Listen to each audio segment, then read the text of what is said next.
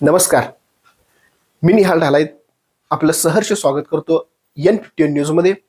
पाहूया आजच्या ठळक घडामोडी.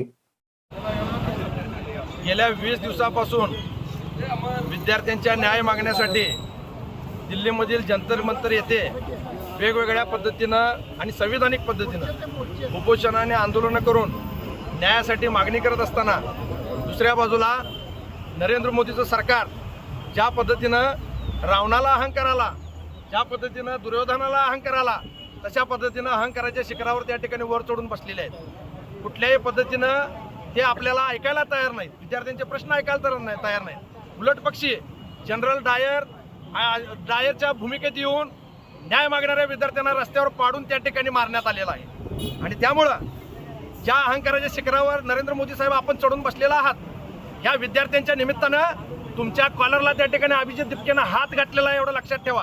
2029ला तुम्हाला खाली खेचल्याशिवाय इथले विद्यार्थ्यांनी तरुण शांत राहणार नाहीत, हे तुम्हाला हा इशारा तुम्हाला देतो.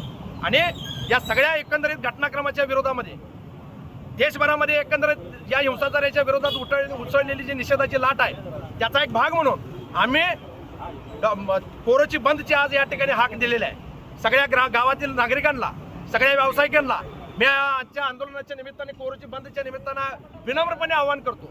ही लढाई कुणा एकाची नाही, ही लढाई कुणा एका पक्षाची नाही, ही लढाई कुणा एका जातीची नाही, ही लढाई आपल्या भविष्याची आहे, ही लढाई आपल्या पुढच्या पिढीसाठी आहे.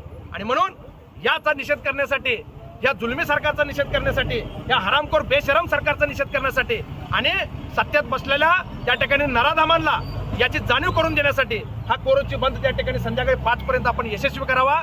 सगळ्या पद्धतीनं वेगवेगळ्या पद्धतीनं आपण व्यवसाय आजच्या 5 वाजेपर्यंत बंद करून आपला निषेध या माध्यमातून नोंदवावा, की जेणेकरून उद्याच्या काळामध्ये त्या ठिकाणी अजूनपर्यंत दिल्लीमध्ये त्या ठिकाणी विद्यार्थी बसलेले आहेत न्यायाच्या प्रतीक्षेत.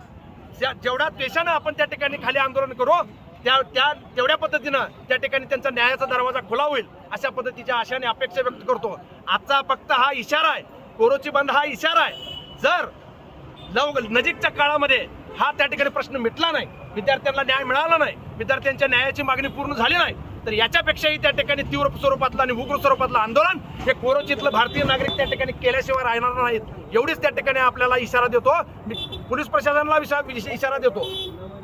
आपण साहेब मगासपासून माझ्या सगळ्या सहकार्यांनी आपल्या केलेल्या सहकार्याबद्दल आपलं कोड कौतुक केलेलं आहे, लक्षात घ्या. आणि हेच त्या ठिकाणी सहकार्य आपलं उद्याच्या काळापर्यंत सुद्धा आपलं आंदोलन मिटेपर्यंत आपलं असलं पाहिजे अशी विनंती करतो. कारण ही लढाई फक्त या आमच्या नागरिकांसाठी नाही, वर्दीतल्या लोकांच्या घरातल्या पुढच्या पिढीसाठी सुद्धा आहे. त्यामुळं तुम्हाला त्या ठिकाणी बंद असतील, परंतु लोकशाहीच्या मार्गाने तुमच्या साठी सुद्धा ही न्यायाची लढाई आम्ही सगळेजण लढत आहोत. म्हणून माणुसकी आणि आतल्या अंतरात्म्याला विचारून त्या ठिकाणी तुम्ही कायद्याची त्या ठिकाणी बूज राखावी आणि सत्ताधाऱ्यांची त्या ठिकाणी बूज राखावी, एवढीच तुम्हाला सगळ्यांना विनंती करतो आणि थांबतो.